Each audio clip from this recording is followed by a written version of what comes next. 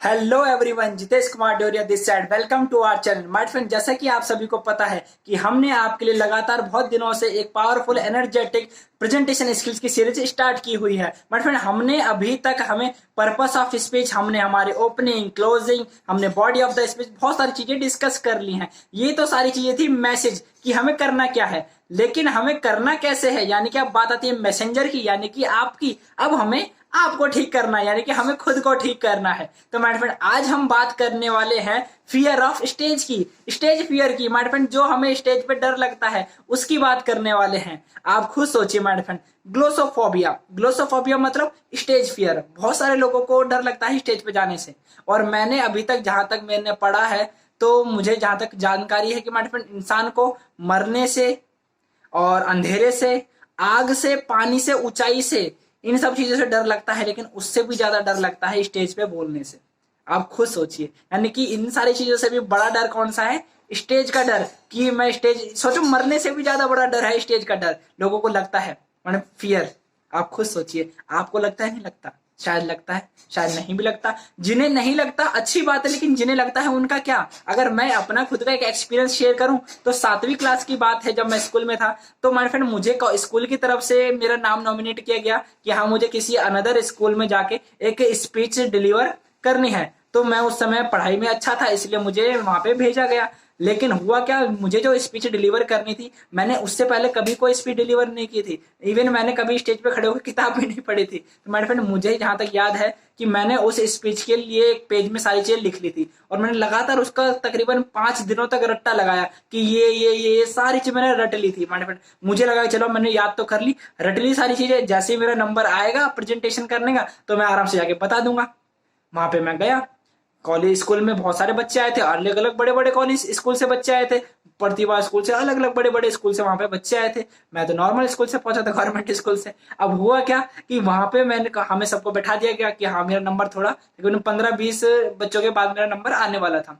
बैठा रहा, मैंने पर्चा निकाल के अपनी में दोबारा रट्टा लगाना शुरू किया। रट्टा मारो भाई, जल्दी जल्दी याद कर लो, कहीं भूल ना जाओ। अब भाई मैंने सोचा कि चलो, जैसे ही मेरा नंबर आएगा तो मैं दोबारा जाके सही से बता दूंगा। मेरा नंबर आया, जितेश कुमार नाम बुलाया गया, मैं गया स्टेज पे। मैंने जैसे वहां पे जाके गया, और मैंने सोचा कि ठीक है, जाते मुझे पहले तो बातचीत करनी है, देन अपना हेलो बोलना है, और जो भी अपना सबको रिस्पेक्ट बता के देन मेरे को स्टार्ट करना है। ठीक है भाई, सारी चीजें पता थी। गया स्टेज पे, ब्लैंक हो गया। जैसे अभी हुआ ना ब्लैंक, ऐसे ब्लैंक हो गया। इवन मैं अपना नाम भी नहीं बता पाया, नाम ही भूल गया था मैं। और मैंने क्या करा, स्पीच जो मेरी जहाँ पहली लाइन थी, वो पहली लाइन की जगह मैं 5वीं 6ठी लाइन से स्टार्ट कर दी थी। मुझे पता ही नहीं था शुरू कहाँ से करनी है, क्योंकि मैंने उससे पहले दी नहीं थी स्पीच, और मैं भूल गया था, सही बताऊं तो। दूसरी, मैंने खत्म कर दी थी बहुत जल्दी। स्पीच खत्म होने से 5-6 लाइन पहले खत्म कर दी थी, और शुरू होने से 5-6 लाइन बाद शुरू करी थी। सोचो, अपना नाम भी नहीं बताया। और जब मैं जल्दी से बता के, हवड़ा तबड़ी में बता के जाने लगा, तो वहां पे टीचर ने बुलाया, बेटा वापस अपना नाम तो बताओ। Oh sorry sir, Jitesh Kumar नाम है मेरा। सोचो, मैंने भी कितनी बड़ी गलती करी। बट फ्रेंड, मैंने 7वीं में नहीं, मैंने तो स्कूल टाइम पे, बचपन में हमेशा गलतियां करेंगे। कॉलेज में भी बहुत गलतियां करी, क्योंकि मुझे किसी ने सिखाया ही नहीं था। इवन मुझे इतने मौके ही नहीं मिले थे कि मैं स्टेज पे जाके अपना डर खत्म कर सकूं। लेकिन माय फ्रेंड, जब मैंने अपने स्टेज स्पीकिंग को सीखना शुरू किया, मैंने उसमें अपने आप को इम्प्रूव करना शुरू किया, तो आज मैं अपने आप को बेटर लेवल पे प्रेजेंट कर पाता हूँ। और जहां तक बात आती है आपकी, तो आप किस तरीके से अपना स्टेज फियर दूर कर सकते हो? तो माय फ्रेंड, आप एक चीज खुद सोचो, स्टेज फियर है क्या? Fear, FEAR। फियर मतलब क्या है? False evidence appearing true, false appearing, false evidence appearing real. यानी कि कहने का मतलब है, जो चीज अभी तक हुई नहीं है, हम उसको रियल मान रहे हैं। हम सोच रहे हैं, अरे मैं स्टेज पे जाऊंगा, कहीं मैं भूल ना जाऊं, अरे मैं जाऊंगा कहीं लोग मुझ पे हंसे ना, अरे मैं जाऊंगा कहीं गलत ना हो जाए, अरे मैं बता पाऊंगा नहीं बता पाऊंगा, मैं कर पाऊंगा नहीं कर पाऊंगा, कहीं मेरे पैर तो नहीं कांपेंगे, मैं सही से लिख पाऊंगा नहीं लिख पाऊंगा, समझा पाऊंगा नहीं समझा पाऊंगा। अरे इतना मत सोचो, क्योंकि लोग आपको एक बार सुनने वाले हैं। आप खुद सोचो। चलो, मैं अभी आगे डिस्कस करूंगा, ध्यान से समझना है। पहली बात जो है मेरी, सबसे पहली चीज, मेरा सबसे पहला पॉइंट माइंड फ्रेंड ये है कि आपने जो अपने फियर है, इसको भूल जाओ। ऐसा क्यों कह रहा हूं मैं ऐसा इसलिए कह रहा हूं कि जो चीज होने वाली ही नहीं है, वो आपने होने से पहले उसको सोच लिया कि हाँ, ऐसा होने वाला है, ऐसा होने वाला है। तो माय फ्रेंड, ये आपकी गलती है। क्योंकि अगर 100 में से 90% हम जिस चीज के बारे में सोचते हैं वो वैसा ही होता है। अगर आप सोचोगे कि गलती होगी तो पक्का गलती होगी, अगर आप सोचोगे कि मैं गलत करूंगा तो पक्का गलत करोगे। तो माय फ्रेंड, अगर आप नेगेटिव सोच के जा रहे हो और अपना टाइम वेस्ट कर रहे हो, एनर्जी वेस्ट कर रहे हो, उसकी जगह आप पॉजिटिव सोचने में लगाओ ना। आप ये सोचो कि हाँ, मैं जाऊंगा, धमाकेदार तरीके से एंट्री करूंगा, बढ़िया तरीके से बताऊंगा, बढ़िया तरीके से लोगों को इन्फ्लुएंस कर दूंगा, सारे लोग खुश हो जाएंगे, लोग तालियां बजाएंगे। ऐसा सोचो ना, कितना अच्छा रहेगा, आपका माइंड भी पॉजिटिव रहेगा, आपको बताने में भी आसानी रहेगी। और जैसा आप सोचते हो वैसा ही होता है, याद रखना। इसलिए सबसे पहली चीज, माइंड में जो आपने गलत फहमी बना रखी है ना कि मैं जाऊंगा सब गड़बड़ हो जाएगा, सब गलत कर दूंगा, डर लग रहा है, डर लग रहा है, इसे डर को खत्म करने के लिए नेगेटिव की जगह पॉजिटिव सोचना शुरू करो और अपने स्पीच में एक धमाकेदार ओपनिंग के साथ शुरुआत करो। माय फ्रेंड, इसमें आप मेरी सेकंड टिप भी फॉलो कर सकते हो। वो सेकंड टिप ये है कि जब भी आप स्टेज पे जाने वाले हो या फिर जब भी आप कहीं पे परफॉर्म करने वाले हो, तो उससे पहले थोड़े टाइम पहले अपने आप को विजुलाइज करो। पॉजिटिव विजुलाइजेशन क्या, कि हाँ, आप स्टेज पे जाने वाले हो, आपके सामने बहुत सारी ऑडियंस है, आपने जबरदस्त ड्रेसअप पहन रखा है, वो बहुत सारे लोग खड़े होके आपके लिए तालियां बजा रहे हैं, बहुत सारे लोग अपने मोबाइल में आपके रिकॉर्डिंग कर रहे हैं, पूरे अंधेरे में बहुत सारी फ्लैश लाइट चमक रही हैं जुगनू की तरह।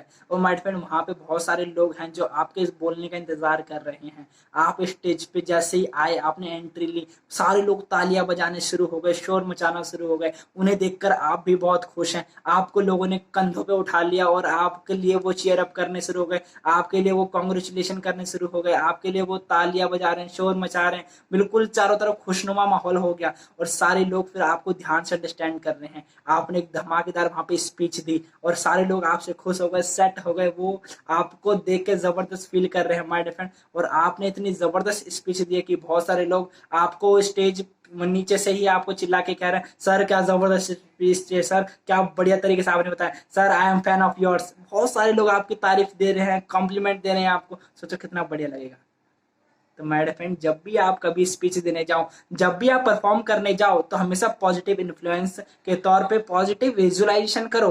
क्या, कि मैं जो बोलूंगा अच्छा बोलूंगा, पॉजिटिव बोलूंगा, ऑडियंस को अच्छा लगेगा, ऑडियंस अच्छे तरीके से रिएक्ट करेगी और मुझे भी बेस्ट तरीके से बताना है, मैं बेस्ट करूंगा। I can do it, I can do it, I can do it, I can do it. My friend, you definitely can do it. My friend, आप बढ़िया करोगे, ये अपना मान के चलो, ठीक है। तो जब भी जाओ अपने विजुअलाइजेशन करके जाओ। माय डियर फ्रेंड, अपने फियर को दूर करने के लिए हमें हमारी तीसरी टिप को भी फॉलो करना चाहिए, एंड दैट इज प्रैक्टिस। आप जितना हो सके उतना प्रैक्टिस करो। आपको पता है कि मुझे 5 दिन बाद प्रेजेंटेशन देनी है, तो 5 दिन पहले से धमाकेदार तरीके से प्रैक्टिस करने लग जाओ। लिख कर प्रैक्टिस करो, बोल कर प्रैक्टिस करो, सुनकर, शीशे के सामने, घर वालों के सामने, अकेले में, पार्क में, दोस्त के साथ। जो दोस्त आपका मजाक नहीं उड़ाता, जो आपका पक्का क्लोज चड्डी वड्डी दोस्त है, उसके साथ आप काम करो ना। इवन उसके साथ आप मिलकर प्रैक्टिस करो, जो आपका मजाक भी ना उड़ाए, इवन आपको कुछ फीडबैक भी दे कि देख भाई तूने यहाँ पे ये गलती करी, देख भाई इसको ऐसे नहीं, इसको ऐसे सही कर, तो और बढ़िया रहेगा। तो कहीं ना कहीं आप अपने दोस्त के साथ प्रैक्टिस करो, अपने अकेले में प्रैक्टिस करो, फैमिली वालों के साथ शीशे के सामने लिख कर, बोल कर। एक सबसे बढ़िया तरीका बताऊं मैं कैसे प्रैक्टिस करता हूं। मैं क्या करता हूं कि जब भी मुझे कोई प्रेजेंटेशन देनी होती है, तो पहले मैं उसको रिकॉर्ड करता हूं।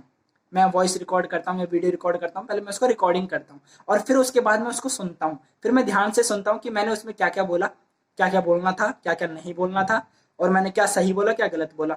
फिर मैं इसी ऐसे ही 2-3 बार और करता हूँ। तो उससे क्या होता है, मेरी पहली वीडियो और मेरी चौथी 5वीं वीडियो दोनों में बहुत फर्क आ जाता है, बहुत इंप्रूवमेंट आ जाती है। आप भी ऐसे ही करो। 5 दिन बाद प्रेजेंटेशन है ना, कोई टेंशन नहीं। आप एक काम करो, डेली 5 बार अपने घर बैठ के अपनी रिकॉर्डिंग करो, जो बोलने वाले हो, जो स्पीच है चाहे उसको देख कर ही बोलो।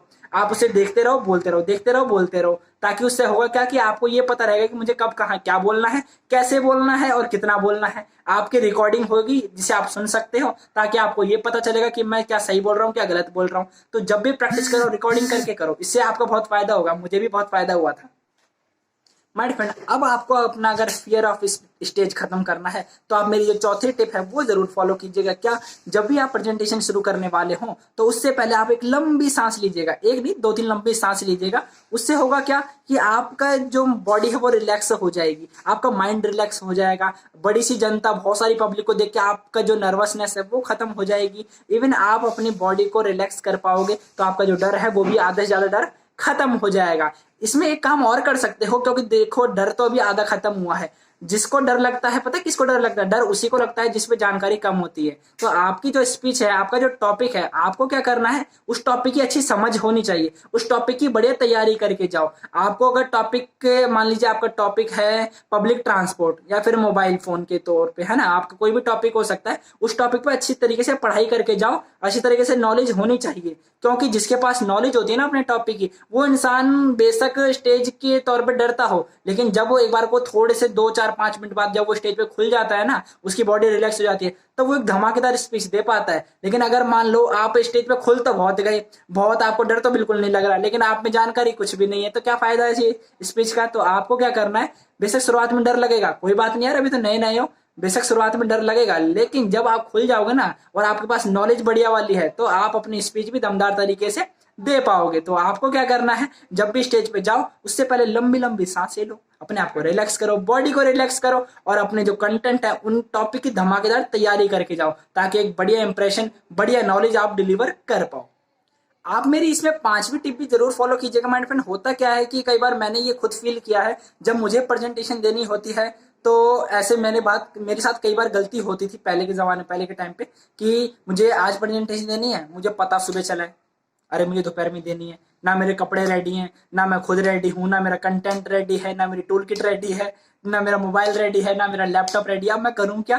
तो कहीं ना कहीं जब मेरा कुछ भी रेडी नहीं है, तो हर काम जल्दबाजी में होगा, हर काम जल्दबाजी में होगा तो गलत भी होगा, जिस वजह से मैं नर्वस भी होऊंगा और मेरे बार बार मन में ख्याल आएंगे, अरे गलत ना हो जाए, अरे कुछ दिक्कत ना हो जाए, अरे प्रॉब्लम ना हो जाए, अरे कोई दिक्कत खड़ी ना हो जाए, अचानक सही कर पाऊंगा नहीं कर पाऊंगा। तो माय फ्रेंड, बेशक आप कितने भी एक्सपर्ट हो, लेकिन अगर आपने पहले से सही तैयारियां नहीं कर रखी है ना, तो दिक्कत आएगी। तो आपको एक पावरफुल स्पीच देने के लिए अपने स्पीच से पहले ही आपको एक दिन पहले अपने ड्रेसअप तैयार कर लेना है, अपनी टूल किट तैयार कर लेनी है, आपको जो जो चीजें उस प्रेजेंटेशन में चाहिए उन सब चीजों को आप तैयार कर लो, ताकि बाद में आपको भटकना ना पड़े। उसके अलावा आपके कंटेंट, आपके जो रजिस्टर डायरी, जो भी चीजें आपको तैयार करनी है वो सब चीजें आप तैयार कर लो, नोट्स बनाने हैं वो सब आप पहले ही कर लो। हाँ, जिस दिन आपकी प्रेजेंटेशन है, जहाँ पे प्रेजेंटेशन है, वेन्यू मीटिंग जहाँ पे है, तो वहां पे आप आधा 1 घंटा पहले पहुंचो। होता क्या है कि प्रेजेंटेशन 11 बजे है और आप पहुंच रहे हो 11 बजने में 5 मिनट पहले। अब हुआ क्या, जल्दबाजी में आ गए, बहुत सारे लोग भी वहां पे आ चुके हैं, आप भी जल्दबाजी में भागते हुए आए हो, आप सांस तो ले नहीं पा रहे पूरी तरीके से, और वहां पे जैसी भीड़ देखोगे तो और आपको थोड़ी सी नर्वसनेस होगी कि आप जल्दी जल्दी करना, सब कुछ करना है, तो बॉडी रिलैक्स ही नहीं हो पाई आपकी, तो आप कहाँ से एक बढ़िया प्रेजेंटेशन दे पाओगे। तो इसलिए सिर्फ एक काम करो कि जब भी आपकी प्रेजेंटेशन हो, कोई भी स्पीच, कोई भी इंटरव्यू, कोई भी मीटिंग हो, ये जिंदगी में हर जगह काम आएगा, अपने हमेशा आधे घंटे पहले पहुंचो, 1 घंटा पहले पहुंचो। क्यों? क्योंकि उस माहौल को आप रिलैक्स तौर पे समझ पाओ, अपने आप को वहां पे कंफर्टेबल कर पाओ, अपने आप को वहां पे रिलैक्स कर पाओ। उससे होता क्या है ना, आप सारी चीजें बढ़िया तरीके से कर पाते हो। टाइम से पहुंचो, पहले से सारी तैयारी कर लो, जिससे कि आपकी स्पीच में कोई दिक्कत ना है और आपको डर लगे ना। कई बार तो फालतू का डर इन्हीं चक्कर में लगता है कि आपने तैयारियां सही से नहीं करी है। स्टेज के फियर को दूर करने के लिए आप मेरी जो ये 6ठी टिप है इसको भी फॉलो कीजिएगा। होता क्या है कि हम चाहे कितनी भी टिप्स को फॉलो कर ले, कहीं ना कहीं मन में एक चीज तो रहती है कि अरे यार, मैं अगर ये सारी चीजें फॉलो करने के बाद भी स्टेज पे जाके गलती कर दी, तो अगर कुछ भूल गया, तो माइंड ब्लैंक हो गया, तो कुछ याद ही नहीं आया, तो क्या करूंगा, तो बेइज्जती हो जाएगी। तो आपको सिर्फ एक काम करना है कि जो भी आपके साथ बुरे से बुरा हो सकता है ना स्टेज पे, उसको याद करो। क्या? मान लो आप प्रेजेंटेशन देने गए हो, ठीक है, बुरे से बुरा क्या होगा, ऑडियंस बैठी है, मान लो 100 लोग बैठे हैं, क्या होगा बुरे से बुरा? आप भूल जाओगे, ठीक है, और क्या होगा, आप कुछ सही से बता नहीं पाओगे, ठीक है, और क्या होगा, आपको जो बातें बतानी है वो आपको याद ही नहीं आएंगी, ठीक है, भूल जाओगे। हाँ, और क्या होगा, ठीक है, आपकी ऑडियंस आपको सुनेगी नहीं, और क्या होगा, आपकी ऑडियंस को मजे नहीं आएंगे, और क्या होगा। अरे भाई, कुछ भी हो, बुरे से बुरा चाहे कुछ भी हो जाए, आपकी ऑडियंस मारेगी तो नहीं, आपको उठा के तो नहीं फेंकने वाली है, कच्चा तो नहीं चबाने वाली। तो सिंपल सी बात समझो, जब भी आप कोई जिंदगी में काम करते हो, तो उस काम को करने में अगर आपको डर लगता है ना, तो एक काम कर लेना, बुरे से बुरे है ना जो हो सकता है उसके लिए खुद को तैयार कर लो। क्या कहा मैंने? बुरे से बुरा जो हो सकता है उसके लिए खुद को तैयार कर लो। अरे क्या होगा ज्यादा बुरा से बुरा, टेंशन मत लो, और जो भी होगा उसको एक्सेप्ट कर लो कि अगर ऐसा होगा, क्या मैं इसको झेल सकता हूँ? ठीक है, झेल सकता हूँ। ऑडियंस नहीं सुनेगी, मेरा क्या जाएगा? कुछ नहीं जाएगा। ऑडियंस अगर मेरे को, यानी कि अगर रिप्लाई नहीं करेगी तो क्या जाएगा? कुछ नहीं जाएगा। अगर मैं एक प्रेजेंटेशन में भूल भी गया तो क्या जिंदगी खत्म हो जाएगी? अरे जिंदगी थोड़ा ना खत्म हो रही है। अगर आपने एक प्रेजेंटेशन गलत कर दी, सही से बता नहीं पाए, तो क्या सब कुछ खत्म, जिंदगी खत्म हो जाएगी? ऐसा थोड़ी ना होता है। तो मैंने फ्रेंड, आप बुरे से बुरा के लिए अपने आप को तैयार कर लो कि हाँ, कुछ भी हो जाए, मैं तो बुरे से बुरे को भी झेलने के लिए तैयार हूं। ठीक है, अब दूसरा काम क्या करना है? ये अगर सिर्फ यही करके जाओ ना तो फिर बस आप राम भरोसे रह जाओगे। लेकिन मेरी जो इसमें एक और टिप आती है वो भी याद रखना, क्या कि आप बुरे से बुरे के लिए तैयार तो हो गए, लेकिन जब भी आप अगर स्टेज पे गए और अगर कुछ भूल गए तो आप 2-3 क्वेश्चन या फिर कुछ एक्टिविटी ऐसी प्लान करके जाओ कि हाँ, अगर मैं कभी भी बीच में भूल जाऊं तो मैं ना, जब तक मैं अपने टॉपिक को डायरी से याद करूंगा या नोट से याद करूंगा, तब तक एक काम करता हूं, मैं ऑडियंस को बातों में लगाने के लिए एक क्वेश्चन पूछ सकता हूँ। जब तक ऑडियंस क्वेश्चन का जवाब देगी तब तक मैं अपने जो नोट्स है उन्हें चेक कर लूंगा, या फिर मैं ऑडियंस को किसी एक्टिविटी में लगा सकता हूँ। मैं कुछ बोर्ड पे कुछ क्वेश्चन लिख दूंगा, मैं बोलूंगा जब तक आप इन क्वेश्चन का आप जवाब दीजिए एक एक करके, और तब तक मैं अपने नोट्स चेक कर लूंगा, अपने आइडिया चेक कर लूंगा जो मैंने नोट्स बनाए थे प्रेजेंटेशन देने के लिए। देखो कितना सिंपल है। तो उससे क्या, ऑडियंस को ये भी नहीं पता चला कि आपको याद नहीं है, आप भूल चुके हो, है ना, और आपने अपने उस चीज को कवर भी कर लिया। इसको कहते हैं बैकअप प्लान। तो आप क्या करना है, जब भी आप कभी प्रेजेंटेशन देने जाओ और मन में ऐसा हो कि हाँ मैं शायद भूल सकता हूँ, क्या पता मुझे याद रहे ना रहे, क्या पता मैं गलती कर दूं, तो आप एक काम कर सकते हो, हमेशा एक बैकअप प्लान तैयार रखो कि अगर मैं बीच में कुछ भूल जाऊं तो मैं अपने ऑडियंस को कुछ सवाल तैयार करके ले जाता हूँ जो मैं उन्हें बीच में पूछ लूंगा, ठीक है। या फिर कुछ एक्टिविटी तैयार करके ले जाओ कि हाँ अगर कभी दिक्कत आए तो मैं ये एक्टिविटी करवा लूंगा। या फिर अगर कोई एक्सपर्ट आपके अलावा भी वहां मौजूद है तो आप उन्हें कह देना कि देखो कि सर मैं अगर पहली बार या दूसरी बार कर रहा हूँ, अगर मुझसे कुछ गलती होती है या फिर मुझे ऐसा लगता है कि आगे मैं नहीं कर पाऊंगा, मैं इतना कंफर्टेबल नहीं हो पा रहा, तो मैं थोड़ा आपको इशारा कर दूंगा, है ना, आप वहीं पे मौजूद रहना, पीछे बैठ जाना, और मैं जब थोड़ा सा बता दूंगा और अगर मुझे लगे कि मैं आगे नहीं बता पा रहा तो मैं अगला नाम आपको बोल दूंगा कि हाँ देखो मेरा टॉपिक इतना ही था, अब आगे की बातें शेयर करेंगे हमारे सीनियर, तो सर मैं आपको बुला लूंगा, आगे का आप संभाल लेना, ठीक है। उससे क्या होगा, ऑडियंस को भी अजीब नहीं लगेगा, आप भी समझ जाओगे, सीनियर आके संभाल लेगा, तो आपका क्या है जो फियर ऑफ स्टेज है वो धीरे धीरे खत्म हो जाएगा। और सिंपल सा मैं आपको रामबाण बताऊं, साम दाम दंड भेद, जो बिल्कुल रियल सच्चाई है। फियर ऑफ स्टेज है ना, कमरे में बैठ के बेड पे बैठ के किताब पढ़ के खत्म नहीं होता। फियर ऑफ स्टेज खत्म होगा सिर्फ स्टेज पे जाने से। पानी में आप जाओगे तभी आप स्विमिंग सीख पाओगे, किताब पढ़ के स्विमिंग नहीं सीख सकते। साइकिल चलाना किताब से पढ़ के देखोगे ना, कभी जिंदगी में नहीं सीख पाओगे। इसलिए साइकिल चलाना है तो पहले साइकिल पे बैठो, रोड पे चलाओ, 10 बार गिरो, साइकिल खुद सीख जाओगे। मोटरसाइकिल चलाना सीखना है, मोटरसाइकिल पे बैठो। स्विमिंग सीखनी है, पानी में कूदो तभी सीखोगे। किताब पढ़ के स्विमिंग आज तक कौन सीख पाया है? कोई नहीं माय फ्रेंड। इसलिए मैं आपसे एक बात कहूंगा, स्टेज का फियर दूर करना है ना, इन टिप्स को फॉलो करो, लेकिन इसके साथ ऐसा कोई पब्लिक स्पीकिंग कोर्स ज्वाइन करो, या फिर मैं आपको आगे की वीडियोस में जरूर गाइड करूंगा कि आप हमारे साथ भी किस तरीके से हमारी वर्कशॉप में भी आ सकते हो। इवन हम डायरेक्ट पर्सनली आपको गाइड करेंगे कि आप किस तरीके से अपना जो स्टेज का फियर है उसको दूर कर सकते हो, और मैं इसमें आपकी पूरी हेल्प करूंगा। बट फ्रेंड आपको इन टिप्स को फॉलो करना है। एंड अभी तक हमने जो भी चीजें याद करी हैं, जो भी चीजें हमने डिस्कस करी हैं, इन सारी चीजों को आप फॉलो कीजिएगा, इंप्लीमेंट कीजिएगा। और मैं चाहता हूं कि आप अपने स्टेज का फियर दूर करके स्टेज पर जब भी जाओ ना आग लगा दो, स्टेज पे जब भी जाओ तो बैंग ऑन कर दो, स्टेज पे जब भी जाओ तो धमाका होना चाहिए। बट फ्रेंड आपके स्पीच से, आपके प्रेजेंटेशन ऑडियंस पागल हो जानी चाहिए, आपकी ऑडियंस आपको कंधे पे उठा लेनी चाहिए, आपकी ऑडियंस आपके पीछे तालियां बजानी चाहिए, सीटियां बजानी चाहिए। इस तरीके से आपकी एक पावरफुल स्पीच होनी चाहिए। अपने स्टेज के फियर को दूर करो और एक जबरदस्त प्रेजेंटर बनो। माय फ्रेंड मैं भी आपके लिए यही सारी कामनाएं करता हूं। मैं आपको इसमें पूरा सपोर्ट करूंगा, आपकी पूरी हेल्प करूंगा। बाकी आज की वीडियो में हमने जो भी डिस्कस किया आप इसको इंप्लीमेंट कीजिए। मैं मिलूंगा आपको अगली वीडियो में अगेन एक और धमाकेदार टॉपिक के साथ। जब तक के लिए आप अपना ख्याल रखिएगा, अपनी हेल्थ का ख्याल रखिएगा, चैनल को सब्सक्राइब कीजिएगा, शेयर कीजिएगा अपनी बाकी दोस्तों में, ताकि इसी तरह की धमाकेदार वीडियो आप तक पहुंचती रहे। हमें फॉलो कीजिएगा हमारे इंस्टाग्राम और फेसबुक अकाउंट पे भी, ताकि हमारी अपडेट भी आप तक पहुंचती रहे। और तब तक के लिए अपना ख्याल रखिएगा। Till the time all the best for your success.